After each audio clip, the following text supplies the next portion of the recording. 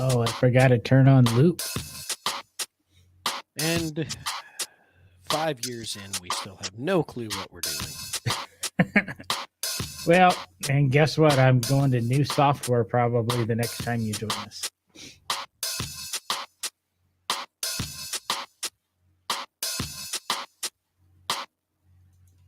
But I remembered to turn down the keyboard. All right. That way our listeners don't go deaf and not be able to hear us. So it's no driving glove. No driving glove? Did we lose one? Yes. Or I should say we put one on, no driving glove, but we have the other No, one. we're rebelling tonight. Oh. It's a bare knuckle approach to the automotive hobby. Only on one hand. Well, my driving gloves are like 3/4 finger things. They only go up to my knuckles. No, well, that makes sense. And then these knuckles are bare. And then there's some vent holes. Velcro straps. We ought to get a couple pairs of driving gloves and give them away. Yeah, we should get them like embroidered, no driving gloves. Blue leather. Ooh, that's kind of cool. Yeah. I have a entire hide of gray Connolly leather, and every other hide in this same lot was about 60 to 67 square feet. We could probably get a lot of pairs of gloves out of that. Get somebody to hand stitch them up and then embroider them in blue. I would say so. That'd be kind of cool. I think I can. I think I can get the embroidery handled. I know somebody. How about the sewing of the gloves? Actually, probably they would probably give it a go. I forget somebody from the McPherson Automotive Restoration thing. But yeah, we're talking about too much about the behind the scenes stuff of no driving gloves. That's what people come here for. They don't come for sure anything else. Not the car knowledge. Mm-hmm. I mean, we can prove that is, one of us is a former owner of a 2004 Saab 9.3 and the other one had a 2006 Pontiac Solstice. You figure out. As the listeners, you figure out who. Well, if they've been listening long enough, they should know. Well, they should know. But all of our episodes are available at nodrivinggloves.com. But tonight we're actually going to kind of talk about probably more regrets, but what car should have I? I have no regrets, John. No regrets. I live my life with no regrets. I got to move this screen over here, though. Wow. I can't move that screen over there because I need this screen over there, too. Jeez. So what you been up to, John, other than moving screens? Yeah, have a good week. Yeah, it's a pretty good week, really. I've had today off. I'll have tomorrow off. I have Saturday off. It's rare for me to have 3 in a row. And then I think I'm going to the mountains over Thanksgiving and staying home over Christmas. So I got a little bit going on, a little bit here, a little bit there. Sounds fun. Got a new podcast possibly launching. Guess we'll find out. Ooh, fancy. Itch. Bringing common sense to the world. Is there an asterisk before the itch? No. Oh. The podcast is called Itch. It's actually called The Itch. And the E is creatively designed to service 2 letters. But you never name a podcast The. Now we're getting into the weeds again. These people are here to talk about cars or hear us bitch about cars. Yes. And I think I'm supposed to go first in this week's bitch. The bitch of the week. Actually, this could be called the Itch segment, brought to you by Itch Podcast. Maybe you'll be hearing that in January.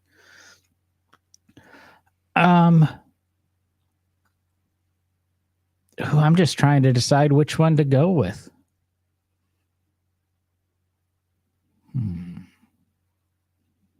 Go with both of them.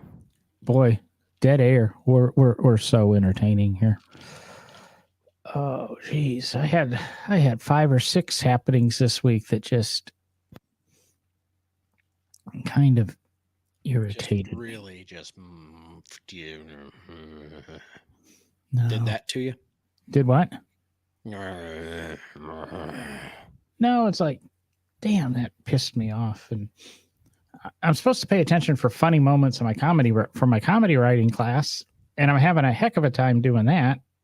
Brandy's pointed out, said, "Hey, you should do this, you should do that," and oh, wait a second, I didn't, while we laughed about it, I didn't realize it was a funny moment. But I'm dumb like that. But I'm really good at paying attention to these bitches. I'm just having a horrible time remembering them or choosing the. They say though that the best comedy comes out of like people's stupidity and things that make you angry. So you need to just take what makes you angry and put the comedic spin on it, because it's all about life experiences, because that's what the audience can relate to, right?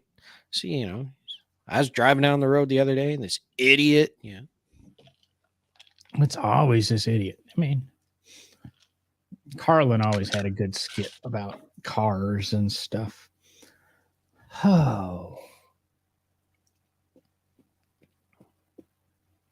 I'm going to bitch a little bit about gas prices, I think. Oh, here we go. And I'm not talking about that they're too high or they're too low or in between. And I've brought it up on the podcast before. How can you be in the same city with the same sales tax rate and basically the same truck delivering to all the same gas stations and have 20 or 30 cents a gallon difference in the cost of gas? If I click on my Gas Buddy app here, wait a second, I don't need to do that. My new phone's got a widget. I go to the gas widget. In Birmingham, the lowest price for gas, 87 octanes, $3.03 a gallon. The average price is $3.26. So that's a 23-cent swing there. But that's the average price, which means the other side could go up potentially another 23 cents. So in the same town, you're looking at $3.03 to $3.49 a gallon for 87 octane. Mm-hmm. I don't get it. John, it's called supply and demand. It's not supply and demand. It is because pay attention to which gas stations have the higher gas prices. You immediately get off a freeway or a highway. The gas stations closest to where the most traffic are going to be the ones with the higher prices because the demand is greater. And typically the ones that are further away, a little further out, are the ones with the slightly lower gas prices because there's not as much demand. No, that's not true. Everywhere I go, it is. I see that quite often. Birmingham, it's a little weird. There's a Circle K that is next to the Best Buy. That's typically the cheapest gas station in town. Not a lot of traffic there, correct. But sometimes it's the most expensive. The gas stations near where I live in Birmingham are sometimes typically on the lower side. But I don't get how they can be 15 or 20 cents lower per gallon, but then as gas prices rise, they're equal to every other gas station in town. Why isn't that difference, carried? Or are they carrying the other gas stations? So those gas stations don't go from $3.50 to $3.70. The gas stations are at $3.30, go up to $3.50 to match, and that's where they're making up. So, it's just, I'm sure there's a rhyme or reason about it, and it's all about profitability. But John, you know how I you need figure somebody it out? to explain that. You And know how you figure it out? I so want to do an episode on gas taxes, but we will probably get arrested for that. Years ago, there was a municipality that I was in that one of the gas station chains posted the price of gas on the pump, and then this tax, listed all the taxes. Lasted about 3 days before the state stepped in and told them they could not put that and display that and break down how much money was actually going to taxes out of that gallon of gas. I think we have a right to know. And I've tried to dig up and research, and it's almost an impossible uphill looking at one community, let alone trying to compare to other municipalities. So somebody has to know somewhere, but it's really not public. So, well, it is public. There's just a lot of red tape you got to get through to get to it. That's the trick. But you know the best way to find out, John? Just go buy yourself a gas station, and you'll learn the inner workings of it. I got other things I want to buy. All right. Yeah. I tend to leave my money for cars. Hookers and blow. Oh, so I can't say that. Brandy's watching. And it's 2022, not 1987. Hey, you know I'm stuck in that Miami Vice. Next up, ladies and gentlemen, Don Johnson. Pastels and Ferrari Daytona convertibles. Yeah, actually, that would be a really cool interview. Like Bernie Spider. Yeah. Or repainted Ferrari Testarossas. But honestly, Don Johnson would probably be a pretty fun interview. He's driven some cool ass cars in his career in the TV shows he's been in. Well, Don Johnson is a car guy. Well, I know, but I'm just saying, like, the one that gets me that never seemed to be a car guy is who's the star of The Blacklist? Can't think of his name all of a sudden. I don't watch it, so. Boston Legal was Alan, the attorney. Didn't watch it. Geez, what good are you? I don't really watch TV. Well, our fans out there know exactly who I'm talking about. He's supposed to be a massive, massive Porsche collector, and none of the characters he ever plays seem to be Porsche people. It would seem that it may be James Spader. That is it. There you go. You must use the Google in front of you, or did you use Bob's comment? I may have used the comment section. Yes. He is a Porsche guy and supposedly a diehard Porsche guy. And I just don't, his characters don't portray that. I don't know if I've seen that many personal interviews with him, but I'd love to have him on the show too. And I'm hoping I can figure out how to pull some strings here. We just need to have the listeners tell a friend to check out our podcast. And we actually do get focused on a topic after a little bit, but we like to meander. There's so much of the car world to cover. And you sent me something earlier this week, Derek. Did you actually read that article on the one-stroke engine? Don't jump into that, because I haven't been able to read the article yet, and I haven't been able to research it because I sent it to you and I didn't follow up on it, because that idea has been around since the early 1900s. There were actually very similarly designed engines very early on, but I don't have all my research pulled together to talk about it. Jeez, what are you doing? Like you got kids and a real job or something. Yeah, exactly. I was trying to check something here because I believe we've had a similar conversation about that. About me not being prepared with research to talk about something that I sent you?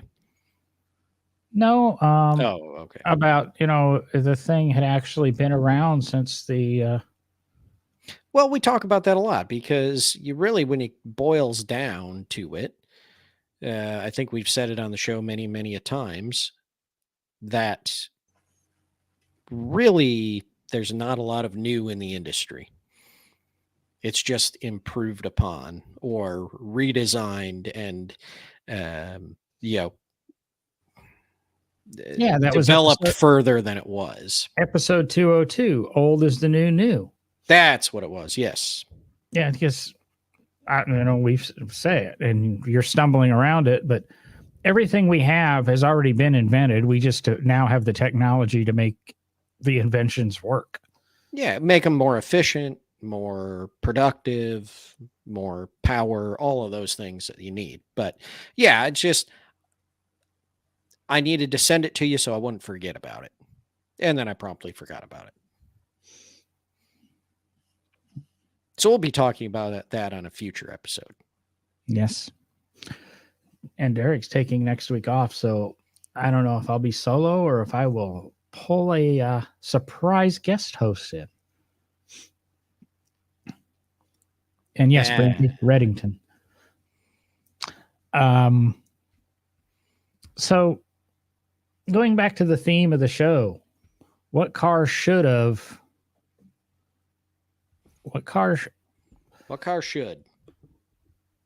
Well, a lot of the questions go, what car should have? Oh, sorry. What car should have you never sold? Oh, that's an easy one for me. And what would that be? The GTO. Should have never sold that car. All the other cars I've sold, no problem. I've really sold many cars. But I still wish I had the GTO. I like that car. That was a good car.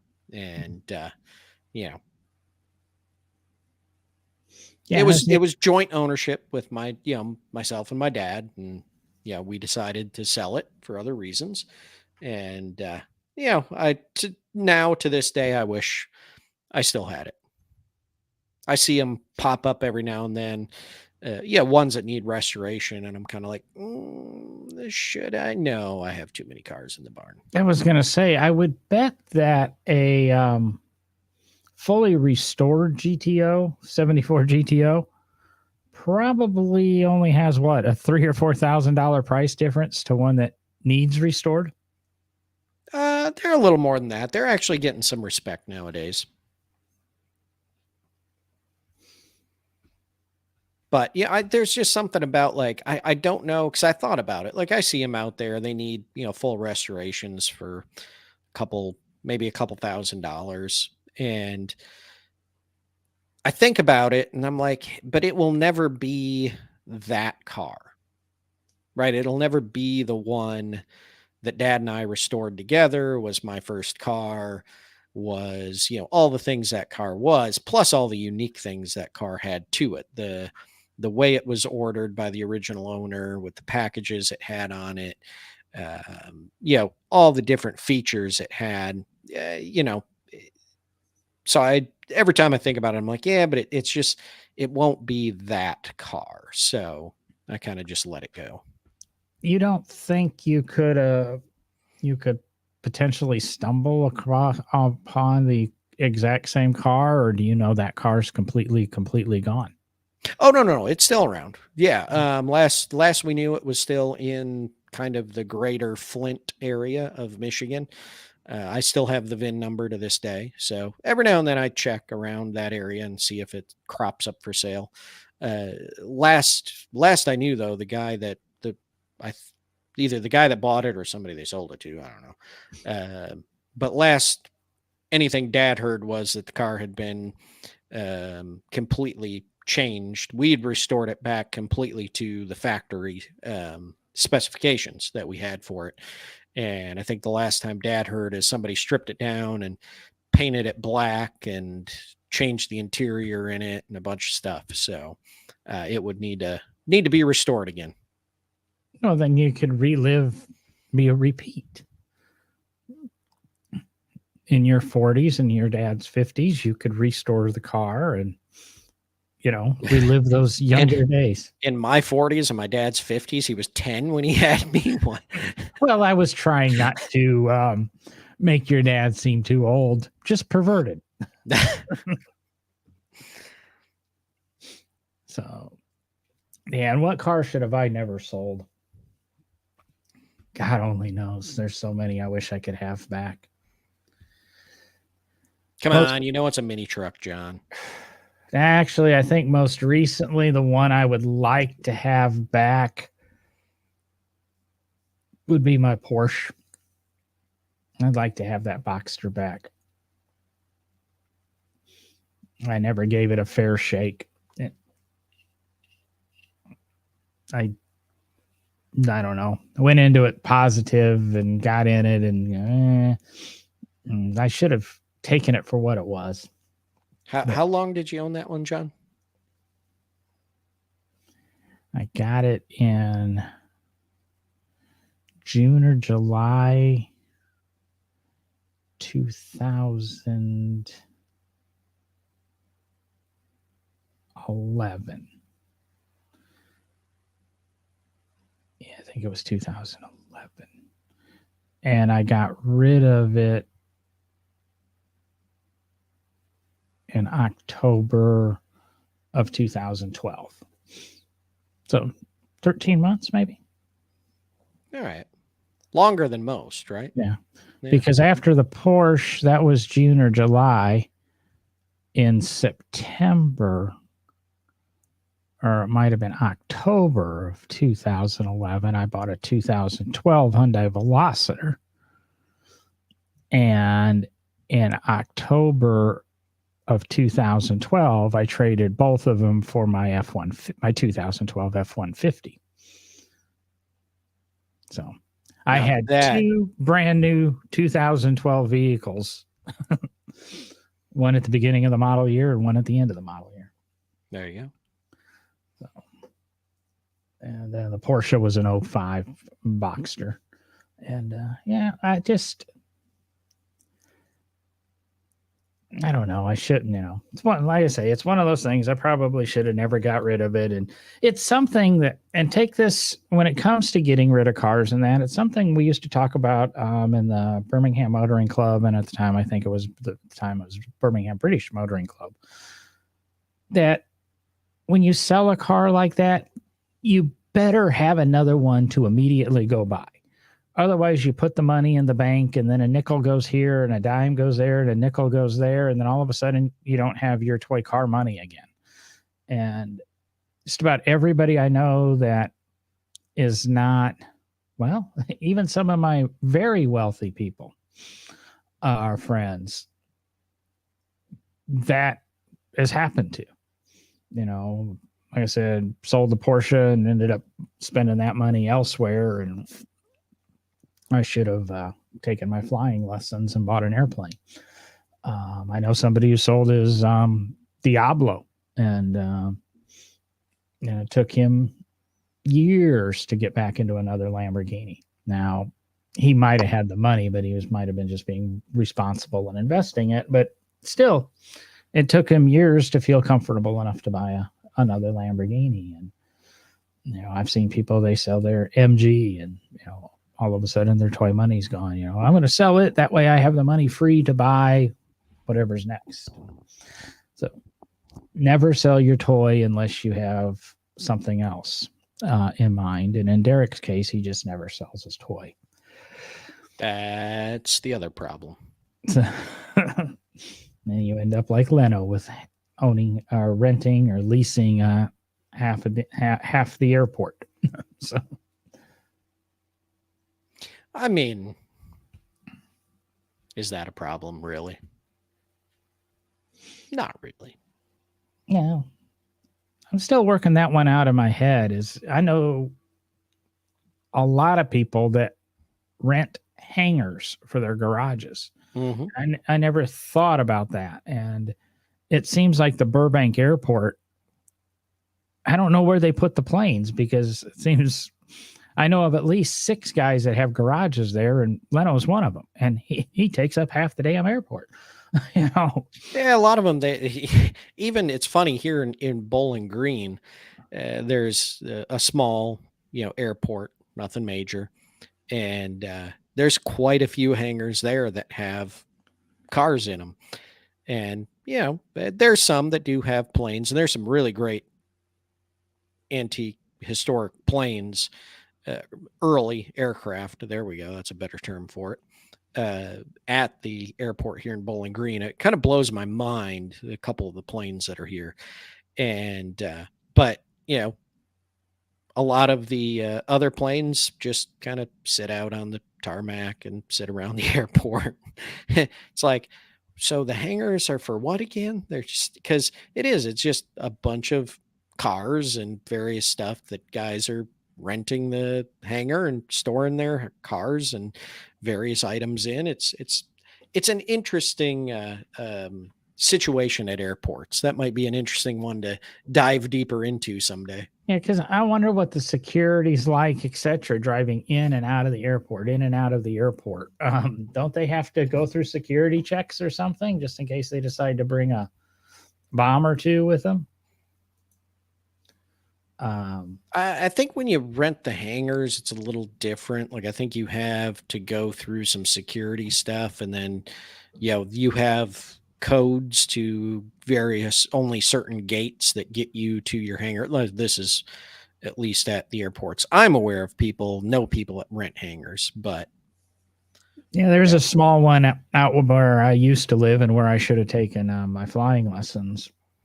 That I think the whole airport, it's a small little airport, and it's got like 12 hangars, and I think 8 of them are car garages. And some of them are just, you open them up and it's car parts and car parts and car parts and car parts. And,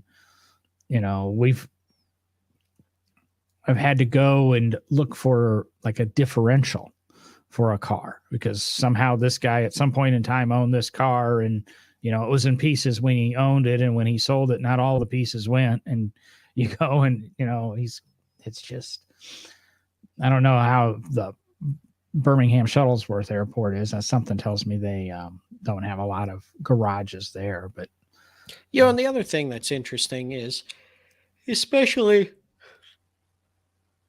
especially if you are doing what you just said, John, where you're just storing parts, like it's just parts upon parts upon parts upon parts in this hangar. Is that more affordable than just your general storage unit? Like, why? yeah, that's the other That kind of question I want. confuses me. How much does a hangar cost to rent? Because not that I'm going to do it, but I've slowly been paying attention to the classifieds because right now I want to rent a 400 square foot warehouse, and I'd like to go to 1,000 square foot warehouse, and maybe have a little bit of shop space in it. Not that I would use it, but I've been looking for various alternatives, and I had a warehouse rented last year right before I moved, but because I was going to be moving in the next couple of weeks, it just was going to be unaffordable. But that place would have been great to hang on to. And I actually came across another one today that was similar, like $975 a month for 1,500 square feet with an office. But it's just, I would like to know what a hangar costs. Okay. Well, hang on, because I've done some research real quick while you were talking. Bowling Green Regional Airport. I found the hangar rent prices for 2022. Now, the interesting thing is they don't list if this is per month or per year. There's just a dollar amount. So I'm kind of confused right now. But a single engine aircraft hangar with an electric door is $287. Now, as I say, that doesn't say whether that's per month, per 6 months, per year. I will bet that's per month. I would hope it's per month. Single engine aircraft hangar with a sliding door is $252. Twin engine aircraft hangar with electric doors, $503. Yeah, and then Yeah, that's the main hangers they have. If you want an asphalt tie down on the tarmac, it's only $45.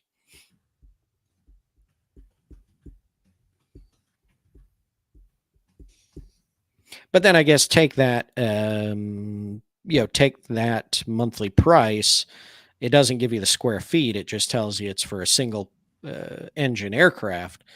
But you'd have to figure out the square feet, divide that out, and figure out if it's actually cheaper than a rental storage unit. Well, I can tell feel you like our right now, topic has quickly changed. I can tell you right now that that would be cheaper than my 400 square foot storage unit, of which I pay $200 a month for. Yeah, and you got to believe it. It's got to be bigger than 400 square feet. I'm not sure what the normal single aircraft or single engine aircraft size is, but.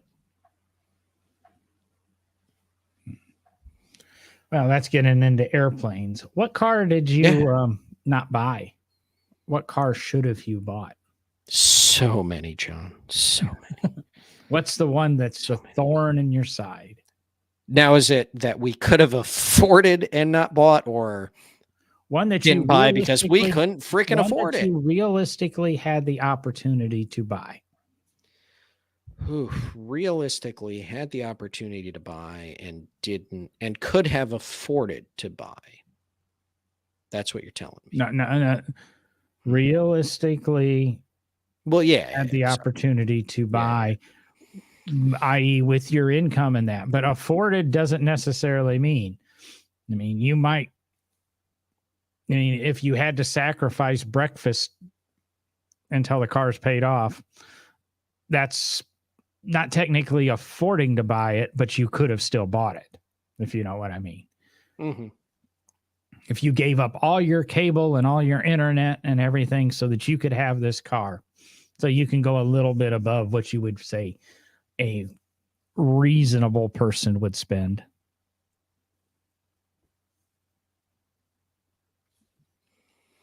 Ooh. You want to give yours? Do you have one like at the ready? Because I'm going to have to think about this for a minute. One at the ready? Or multiple at the ready? Why, it's a car that haunted me. I had no business buying it. I realistically couldn't have afforded it, but I could have made the payments on it and that. The way I buy cars and sell cars on a 12-month rotation would have changed because it would have depreciated so fast. I would have been stuck in this car for a few years. And the thing is I went to buy the car 3 different times. The final time I made the best deal I have ever made on a car, and I still walked away from it. And this is in 2013, 2014 era. And even to this day, this car still crosses through my life. I see it at car shows. I see it in traffic. When I lived out near the Bessemer Airport that we just talked about, the car lives down the street that the airport's on. And that airport, the street was actually a crossroads near the house I was at. So this car is just like haunted me, should have been. And that was that 2013 Roush Mustang Stage 2 kit. Gotta have it green. Had a pearlescent clear coat put over the gotta have it green. So it's a really unique green. Car was $72,000 or something. And like I said, I could have paid for it, but and the final deal I made, they brought the car down to like 48,000, which is almost what a Mustang, the base Mustang GT would have been, giving you the Roush package for free. And I could have bought any pickup truck on the used lot at their cost. So I was going to have to buy 2 vehicles, but I got a pickup truck at cost and I got $25,000-ish off the Mustang. And I turned it down. And why I regret not having the car, or I miss not having the car, or never, I don't know. I'm glad I did it. But if I had to do it again and circumstances were slightly different, I'd like to have that one back, or have that opportunity back. That's just one of them. There's so many of them. Does it have to be a complete car? What are our parameters here? I don't think it has to be a complete car. I know what you've got in your garage. Ouch. So the one item that I really regret losing and not pursuing further than I did, I had the good fortune to go and see a barn full of cars shortly before. I was really one of the first people in the building when they were getting ready to sell it. Sell everything off, because the gentleman who had collected it all had passed away. Of course, his wife was getting older. Typical story, right? And I know where some of these cars are to this day. I know people that bought them, and I could not afford a single thing in that barn. There was a 1912 to 14 Peerless in the building, which just a fantastic car. There was a Kissel Goldbug in that barn. Again, fantastic. Actually, a car that a lot of people know now because it has kind of resurfaced after that sale out of that barn. But the early, I want to say it's a 1904-5 Thomas that's completely unrestored. You've probably seen this car, John. It's kind of a brownish yellow color. Very, very nice car, completely unrestored. Won the historic awards out at Pebble Beach back in probably 14 or 16, somewhere around there. And that was in that barn. I could not touch a car in that barn. And but then the one of the people that were there were like, well, there's a bunch of stuff out behind the barn in the woods. And I was like, now we're talking my speed. So went out back, looked around, and although I probably would not have kept it, obviously, as a fire truck, but there was a early Didion Bouton fire truck chassis back there. And of course, what engine powered the Didion Bouton fire trucks? That was actually a question for you, John. Oh, I didn't take that as a question for me. Yeah. I just thought it was kind of rhetorical. Thought it was rhetorical. Well, anyway, it still had the Didion Bouton V8 engine sitting in it, which, of course, one of the most significant early V8 engines there are. And I could have bought it. They told me they would sell it to me for a really reasonable price, because their problem was the thing was so massive, they didn't want to deal with getting it out of there. And that was one of my problems, is I didn't know how I was going to get it out of there. I didn't know where I was going to put it. I didn't know anything. And I just kind of walked away from it because I didn't know how to solve the problems. And to this day, I wish I had that engine. Not necessarily the chassis and all that of the fire truck, but that specific engine. I would love to I would love to have that engine today and be able to put it in some kind of speedster or race car or something, because it would be phenomenal. I actually know where that engine wound up. It's at a museum. And as far as I know, they were restoring the engine for display last I knew. So it found a good home, right?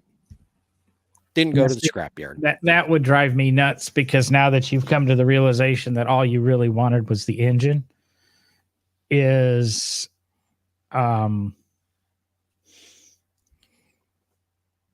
I would have figured out, it would have bought it, taken the engine, and then figured out something to do with the fire truck, because people love to have fire trucks. Yeah. Or So, even bought it, pulled the engine out and everything that I wanted, and then had a torch with me and cut it up into sections and put it on a trailer and took it down to the scrapyard and made some of the money back. yeah, I was looking at comments there, and I was going, Jason, a McLaren 720 is a pretty nice car. And I guess you have a couple of bucks, and then you did correct it to the 570. So Jason's comment is it'll be a 570 until he hits the Powerball this weekend. Then it'll be a 720. Oh, did nobody win it last night? Nobody won last night. Where am I going to be next? I'm going to be out of state. I think I'm out of state next Monday. Where am I? Monday. The drawing's Saturday. Yeah, but if it doesn't get picked on Saturday, it's going to be almost $2 billion. Yeah, exactly. Nope, I'm not going to. This is the point where Derek starts buying tickets just because. I love people that say that. Why is that? It's almost $1.5 billion. Now I'll buy tickets. What would happen if you won $40 million? Is that just not going to be a pain in the ass? It's not good enough, John. It's not good enough. Exactly. Okay, what do I want with that piddly 40 million or 120 million or 740 million? Yeah, it's going to inconvenience me. I don't deal with that. Jesus Christ. You either play the lottery or you don't.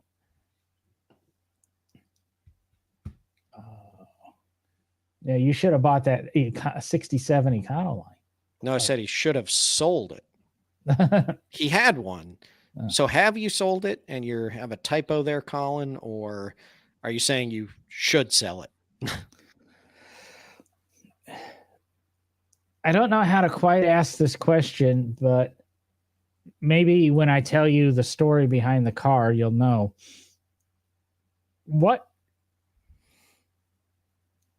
I don't know. It doesn't quite fit the parameters of what car should. It's more like, what car did you get screwed out of? Because for years, I had had a caretaking position for a 74 Lotus Elite in statutory grape. And wanted the car, even to the point that I was told, once the decision's made to sell the car, you get the car. So when it moved from one warehouse, or they needed space in the one warehouse, we brought it home and put it in my garage. While I didn't own it, it was in my garage waiting for my ownership to happen. Well, certain entities knew I wanted this and they didn't want me to have it. So they played interference and said, we're going to put it on eBay. And I said, I don't bid on eBay. I don't buy things on eBay.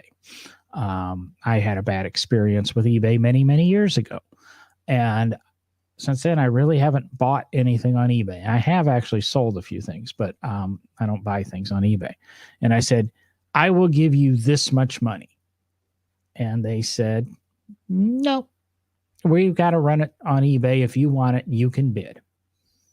Well, I offered them a certain sum of money, and the car sold for 30% less than what I had offered them prior to the eBay auction. Then it sold out of Birmingham to Colorado, so it had to be shipped, and the car didn't run, and the brakes were locked up on it. So the wheels had to come off, the calipers had to be removed, and then the car was pushable. So there was 3 or 4 hours of work they had to do. The truck picking it up was supposed to be there at 3 p.m, didn't arrive until midnight. So somebody had to stand around and tick with that for 9 hours. And once the car got delivered to the person who purchased it, he wasn't happy with it. So many ensuing phone calls happened, and additional parts were sent, or the seller had to search for those parts so that that person could acquire them. because he claimed the car was represented with certain parts, so they had to be located. And all said and done, they probably ended up, between time and what had to be bought and additional shipping and phone call after phone call and phone call from the new owner. Keep in mind, I knew exactly what I was getting, exactly what it was worth. They probably lost money on the deal. So I felt really good about that. And, they really thought I was going to go ahead and bid. And I said, nope. And I was so happy to see it sell for so much less than what I was offering. And to this day, I've never owned a Lotus Elite. This is a 74. This is the 502 Elite. It had a 2+2 little back seat. Kind of looks like a stretch Gremlin or something like that, but it's really a hideously ugly car. But they're not the best looking. But I like them. And hey, that's it. I mean, have you ever had something like that it was almost a done deal, and then at some point the seller changed the terms of the deal and you got screwed out of it? Well, before we get into that, Jason wants to know if you said the color was statutory grape. Yes, I did. Okay. Just making sure his question gets answered. I mean, I don't know why he's so concerned about it, but anyway. That was back in the days of where Chrysler had, Plum Crazy and Panther Pink and things like that. This was Chapman's unofficial in-house name for that color. In-house names are often different than the names that come out to the public. Yes. So to answer your question, John, no, I have never had that happen.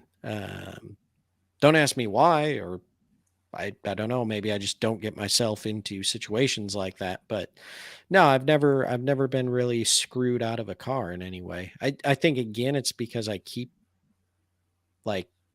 have a weird way of collecting the cars that I want. And then I just kind of keep everything. And I don't know. I don't know. But no, I've never had that happen. I'm trying to decide a Facebook user who that really is. I think I know who it is. I know who it is on the second comment. Well, the second comment doesn't make it be the first comment. I think I know who the first comment's from.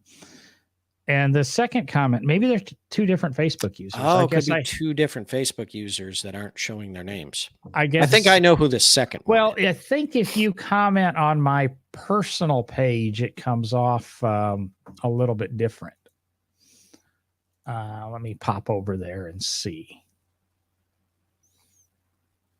So while you're doing that, what is our next? Both are the same person, and he's commenting on my personal page. There we go. And is it who we think it is based on the second comment? No, it's based off the first comment.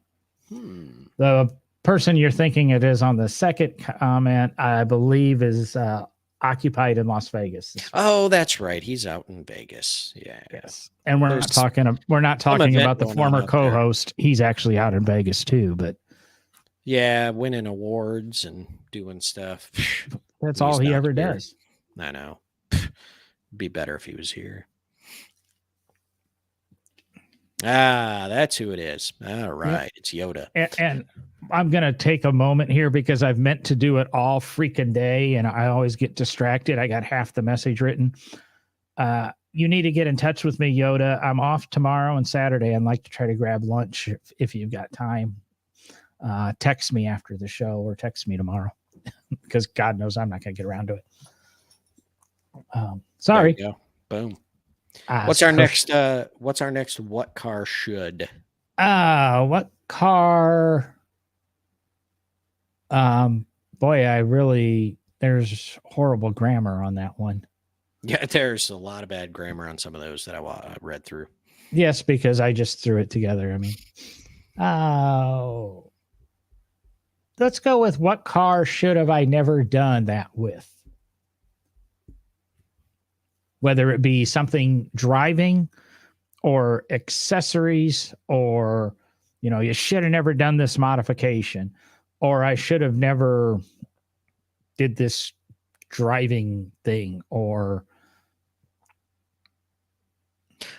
I should have never severed the front suspension from the frame rails of my Centennial Edition Silverado. Yeah, thanks for bringing that up again, John. Yeah.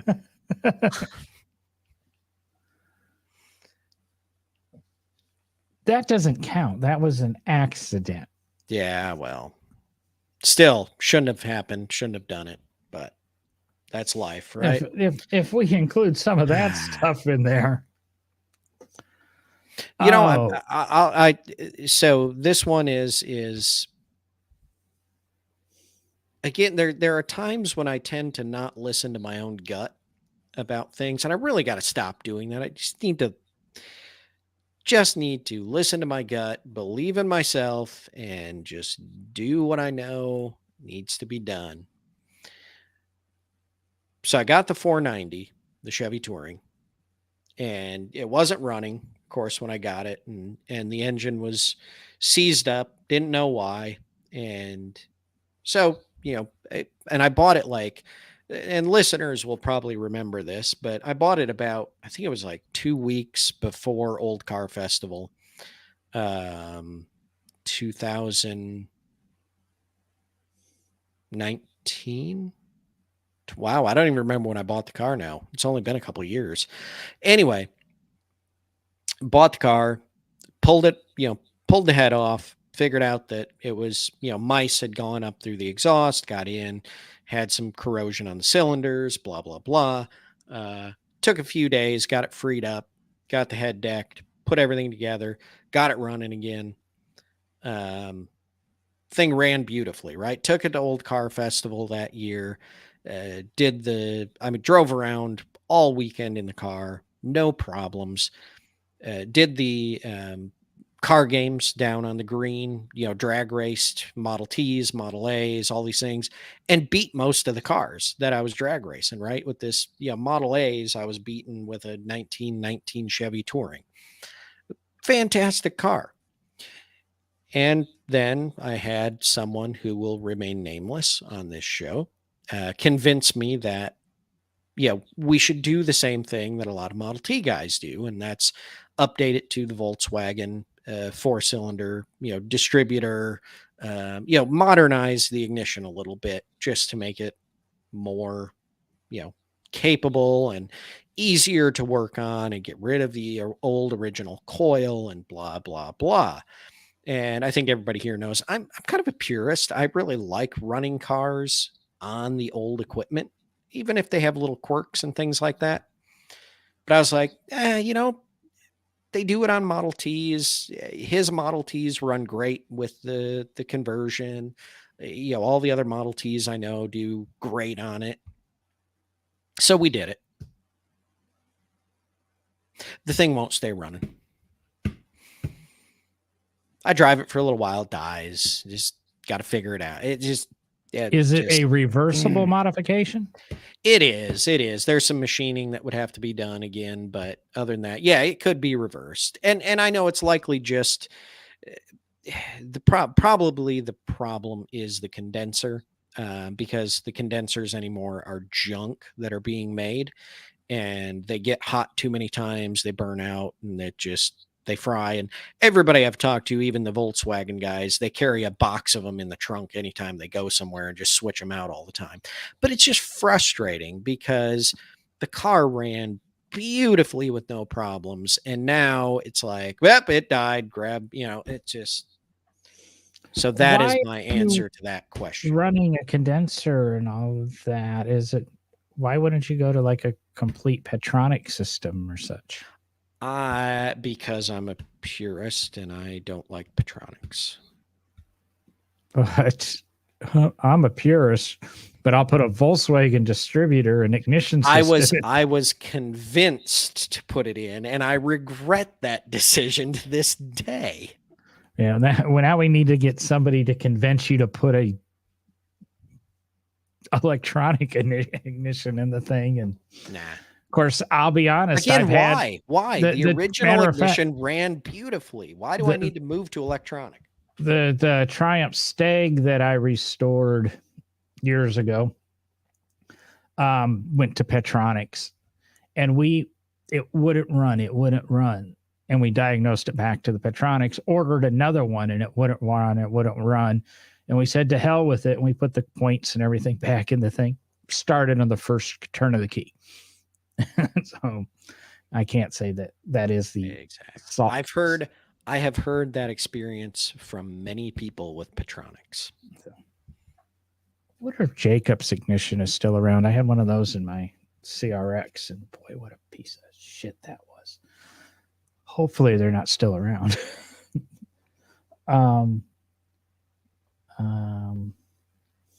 So I guess that question then goes to me, and then we probably should wrap this up. I think we're going to need to wrap it up. We're at about an hour. I would like to amend my previous comment.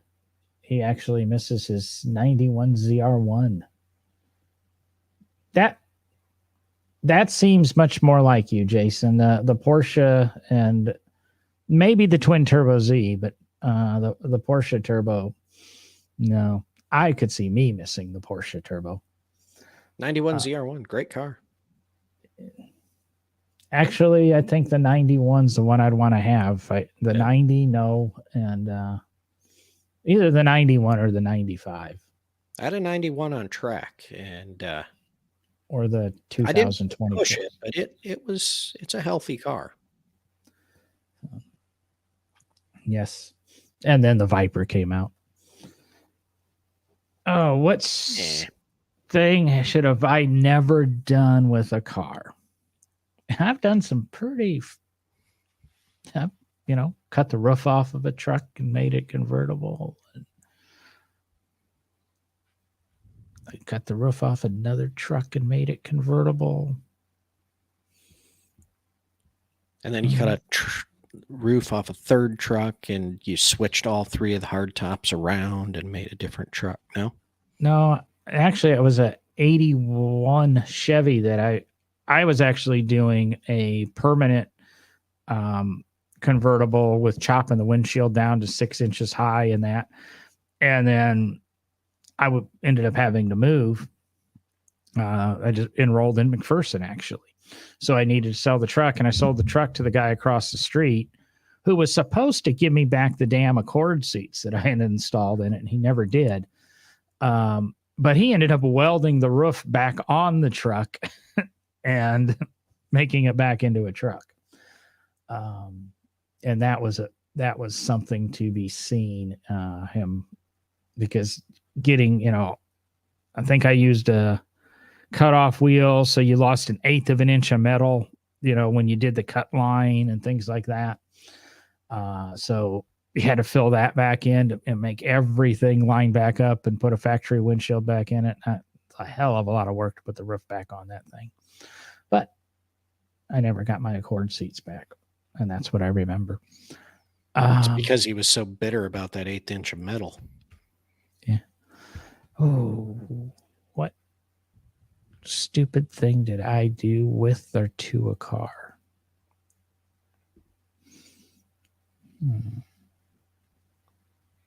Got so many cars I got to go through.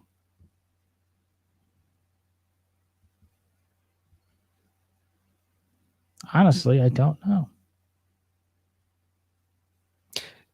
I now cut a lot of roofs off things, all of it wrapped into one. Yeah, that wasn't it. For some reason I'm stuck on my Escort, and that doesn't make sense because I really didn't do much to that. The Escort was a roll-around storage unit. It was an 85 Escort GL station wagon that sat one person, because the rest of it was just full of tools and building supplies and car parts. And that was the car that I was driving, and went around a corner and the exhaust fell off. And I stopped, picked it up, strapped it to the roof rack to go home. Got about 3 miles down the road, and a cop stopped me and said, why I'm stopping you? And I said, No, because you never give them a reason. Right. And he said, well, sounds like you don't have an exhaust on this car. Me, and since I'm so understanding of the police, pointed out, yes, I literally have an exhaust on this car, and pointed to the roof rack. Yeah. I didn't get a ticket, but it was also the same car I got stopped in one night. He just sent me home. I got stopped in one night. Somebody stole a license plate sticker off the car, and then I just never bothered renewing the license plates. And I probably drove it 18 months like that. And finally, a cop stopped me, and he sent me home because I didn't know the sticker got stolen. And because the sticker got stolen, I didn't know when it expired. Yeah, he sent me home too. So then I went and got a sticker. Those are stupid things I've done, but I can't say I should have never done that. I learned from my experiences.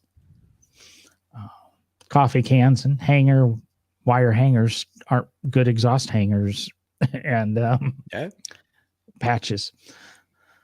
No, I might say that I do regret selling my Jeep Cherokee. I had a 95 Jeep Cherokee. We're past that. Yeah, I know. Then I'm thinking my S10.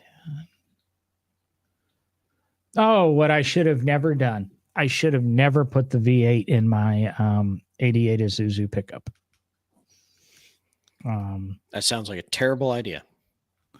Well, it was a good idea if I had a little bit more money. I mean, it ran and I drove it for a while, off and on, but it never was dependable after the V8 went in. But the guy I had hired to do the motor swap, I ran out of money, so he half-assed finishing it. And then I had to come back and try to finish it, and it just never went right. And it finally broke down one day, and I pushed it into a parking lot, and I guess you can't park it there for more than 6 months or something. I don't know. It ended up getting stolen out of that parking lot, and I've never seen it since. But putting that V8 in that truck was probably the stupidest thing I've ever done. I should have never done that with a car. And there you go. And actually, that was a L82 out of like a motor out of like a 78 Corvette. So I killed a Corvette in the process too.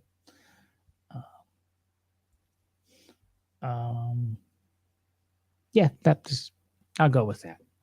There we go. What's your bitch? Ooh, I completely forgot that would be coming up. Oh, man. And kind of like you, I know I'd been keeping track of a few this week, and all of a sudden I'm blanking on them. Oh, crap. People that put their drink cups down on your new wood desk without the cup holder in place, and cause issues on your well, actually my wife's new desk in her office. So I'm going to just dry that up real quick. We're not going to mention that. No ring, we're good. Okay. Wow. I was keeping track of these for a while so I wouldn't repeat myself, and then I stopped. I got to start doing show notes again while I'm sitting here doing this. But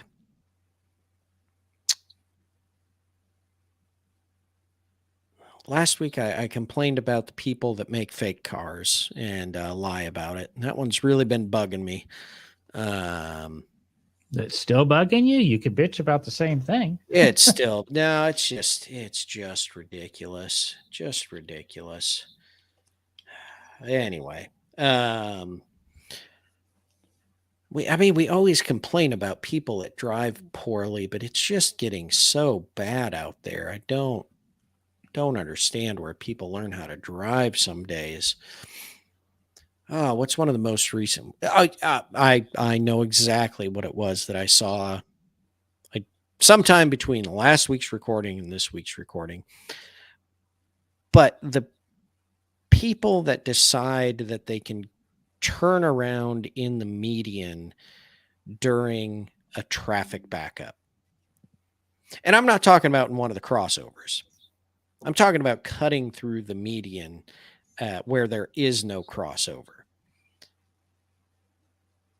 Number one, if you do it correct, okay. Number one, if you're on a nice kind of level median, it's not that difficult.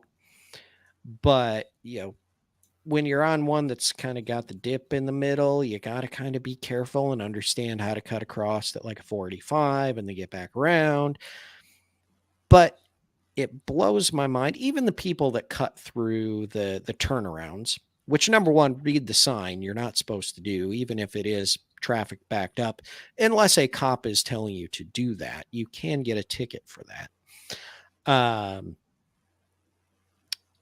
And it's not so much, okay, the cutting through isn't a problem, blah, blah, blah. And even people that do this because they miss their on-ramp or, they missed the last exit and they can't be bothered to go down to the next exit and do a turnaround like they should. It's not so much the people that are doing the crossover, but it's when they decide to get back into traffic on the other side and they have no clue and no perception of the fact that the traffic coming at them is not the traffic that's in the backup that they're getting out of. It's traffic that is flowing at a normal rate of speed, likely somewhere around 75 to 80 mile an hour. And you don't just pull out and gun it because you're not going to get up to speed fast enough unless the cars that are coming at you are quite a distance away. Anyway, those people bug the crap out of me. And yes, you can probably guess that I had somebody do that in front of me. And yeah, I had to get on the brakes pretty hard. I think we're all familiar with those idiots. And Jason's, he doesn't like to see people clone special edition cars. You were talking about building complete special edition cars from scratch. Oh, yeah. And I can kind of agree with Jason, as you can't make a Tempest into a GTO or something like that and then try to pass it off, or a 65 well, yeah, I mean, you can Mustang, just don't pass it off. Yeah, 65 Mustang GT or Mustang into a 6-cylinder into a 65 Mustang GT or things like that. Why not?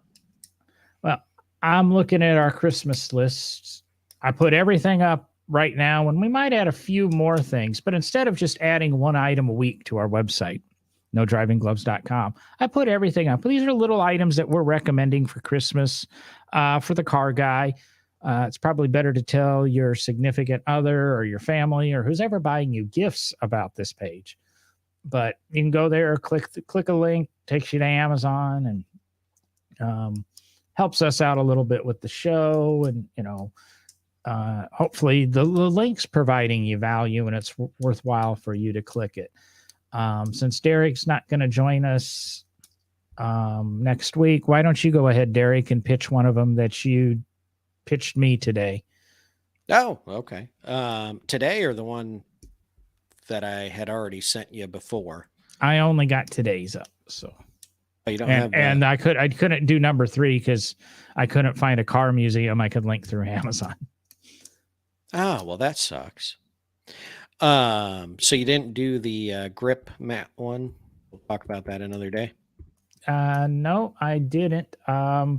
Give me just if Okay. you give me a well, second. no. Go ahead and talk. Go ahead and talk the about nightstick. it. Oh, I was going to talk about the nightstick then. Okay, because I was going to pull up the grip mat, but so anyway, no, I mean one of my personal favorite Christmas gifts over the last few years, a family member. I think obviously Christine likes to tell people what I need and what I complain about a lot of times in the shop. And one of my old work lights had just gone to crap and I was complaining about it. So she told family members that, some nice, work light for the shop would be good. And I received one of my gifts was this work light from a company called Nightstick. And I have to say they are fantastic. They have 2 settings, a kind of full bright and a bright and dim. There we go. We'll use headlight terms. They have bright and dim, and you got to click it.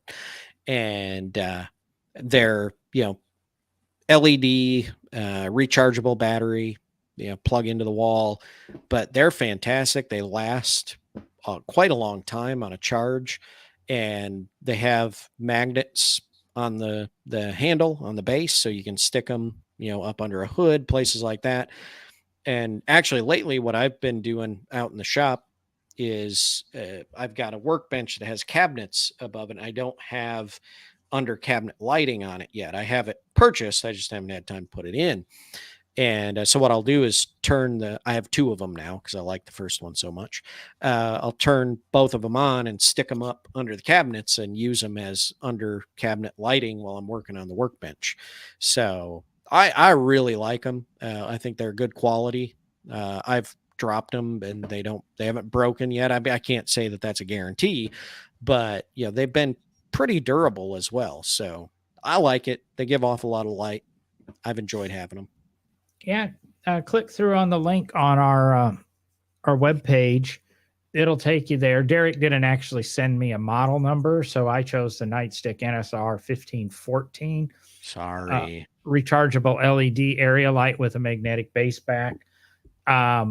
It's one of them. It's on the higher end of their pricing. But go ahead and click through, and the lot more link there. You can start at about $40 and go up from there.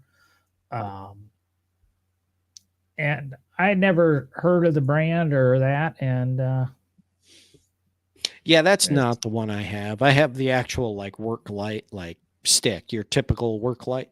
Yep, those are. I didn't link to that, but if you click on the link we have, there's the Nightstick NSR 2168, which is a stick, and then there's also the it's actually the same one. So yeah, they're like $42 to $50 for the sticks. So, and I just looked at our Christmas list that you're putting up and realized, wow, I have a whole bunch of other things that I can send you because, like I said, my mind doesn't work that way. I struggle to come up with ideas until I see what somebody else puts up. Then I'm like, oh shoot, yeah, that. Yeah, well, send some stuff there. Send it to me. I'll just keep posting it. We're into a second row. I threw up some books and from previous guests, and we got mine from last week, the Nightstick, kind of what we talked about, and got the leather honey from before, which I know Jason ended up buying some. So I thought he can probably give us a review in the next episode or something. But I'm going to get out of here. I mean, we're 1:15 in, so it's probably 10:30. Oh, yeah, on the dot. Or at least 10:30 here. Happy generic time of the day. Guess what I'm supposed to say. So I'm out of here. I don't Derek's off next week, correct? That is correct. I will be in Naples, Florida at the Revs Institute. Ooh, I'm going to talk to you about that after the show. And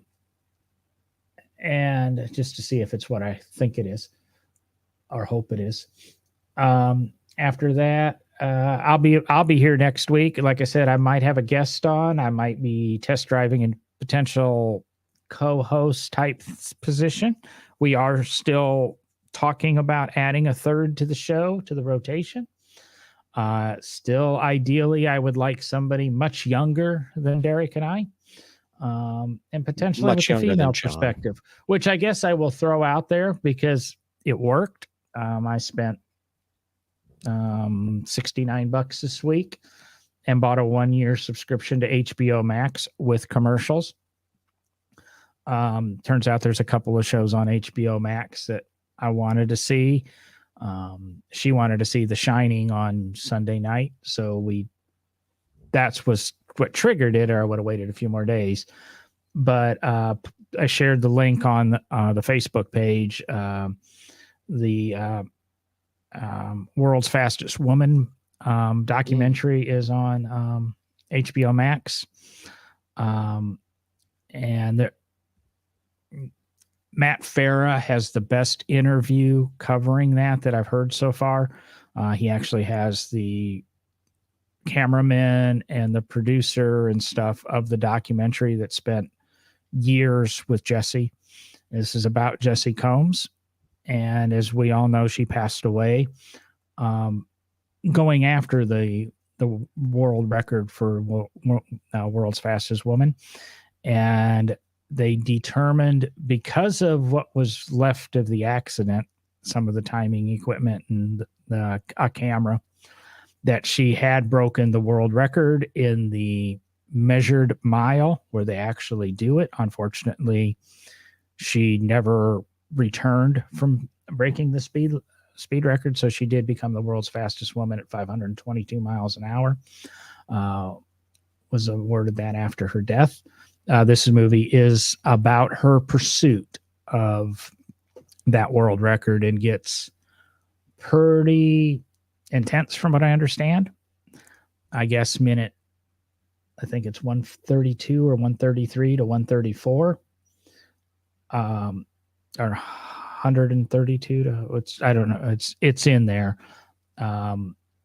Just be prepared. You're going to see some stuff that I don't think you normally would see in a movie, because they actually show I can't say the car coming apart, but they show right up to the moment Jesse left us.